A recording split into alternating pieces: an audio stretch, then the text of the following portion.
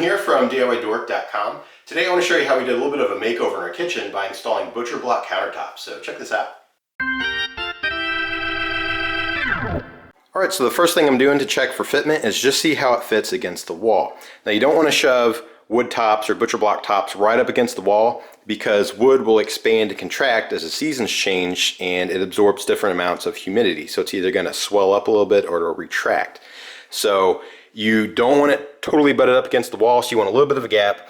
I'm giving it about 1/8 of an inch, which I think is actually kind of on the small side, but I didn't want a ton of caulk back here, but I think that will be okay.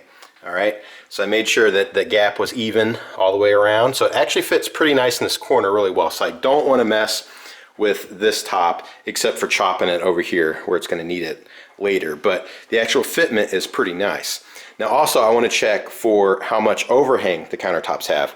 And the little space here where the dishwasher goes from that white face to the edge of the countertop is about 1/2 inch. We have the same thing over here. It's about 1/2 inch from the drawer faces, which we put all the drawers back in so we could check this.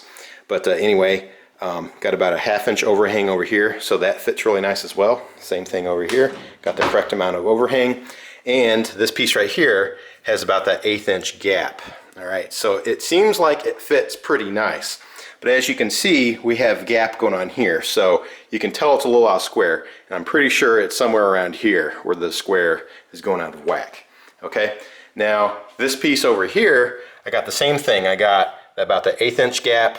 I went ahead and I butted these totally flush together to see how they fit, and it doesn't fit very well. Check this out. I mean, it doesn't overhang the drawer front at all, and the drawer front almost completely sticks out. So you can see back here we have a little over 1/8 of an inch inset when it should be 1/2 inch past that point.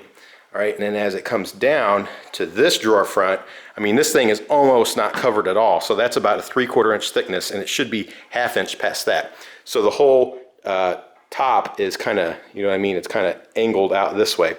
So I think the best bet is to actually go ahead and make sure we get our 1/2 inch overhang over here, which we actually get a 1/2 inch overhang on the back side, because it's kind of a peninsula. That's part of our issue we're having, is that we have this peninsula here. I mean, if these countertops are just going up against a single wall or even an L shape, it wouldn't be as big of a deal. But because we're dealing with this U shape, it's causing a lot of issues with gaps. All right, so let's say we get the 1/2 inch overhang over here. Then to get the 1/2 inch overhang here, it has to come this way. So that means that this piece will have to get cut. You can already see the gap I'm getting now. So what I'm gonna have to do is kind of cut like a pie shape out of this. So it'll probably just be a little bit of a cut back here, and then it's gonna widen out to the front to, oh, I don't know how much we're gonna cut, maybe 1/2 inch or something like that. I'll figure out a way to find that. Same thing over here. You can see we have a gap here as well. So it's gonna be pretty much the same thing. We're gonna have to cut kind of a pie wedge out of this because I want it to fit really nice back here, and I also want these to butt up really nice. So we're gonna have to be able to cut that to fit right. So what I'll do next is I'll show you how I'm gonna build a template to make that work, because I think that will help me out. So to make my template, I went ahead and pulled the butcher block out to the 1/2 inch overhang that I wanted. In front of that part of the cabinet, same thing back here. So this is exactly in position where I want it. And it looks nice back here. It's got good gap spacing and all that. So it's exactly where I want. So now what I've done is I cut up some cardboard that the tops were shipped in. All right, it's got a real nice clean factory edge back here, nice and straight. So I lined it up to the corner of that piece of top there. So you can see it has the perfect amount of gap there. And then I cut it to the exact length so that this corner also touches, okay? Then I just cut a couple of smaller pieces that have clean factory edges. And all I gotta do is butt them up to it, and then they'll give me that perfect slight angle that I need. And then I can just staple and tape them in position, or you could even glue, and it'll look something kind of like this. And it doesn't matter how much it overhangs, because all I'm really looking for is this angle. So once I finish putting this together, all I have to do is pick it up and then lay it on my board that is going to fit right here, and just make sure that this edge lines up to the back edge of that butcher block. And then I should be able to just trace right along this cardboard right here, and it'll tell me the exact angle I need to fit. So that was my kind of ugly but simple solution to figure this out. So I'll do that next.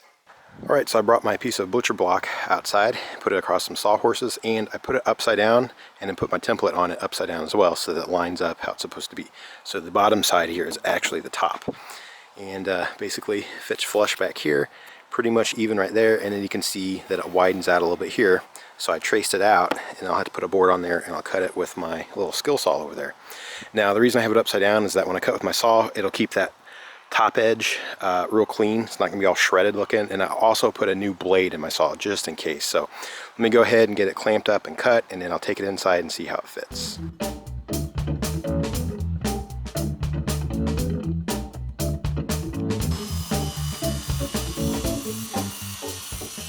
Alright, so I brought it in, dropped it in place, and it fits really nice. No more gap.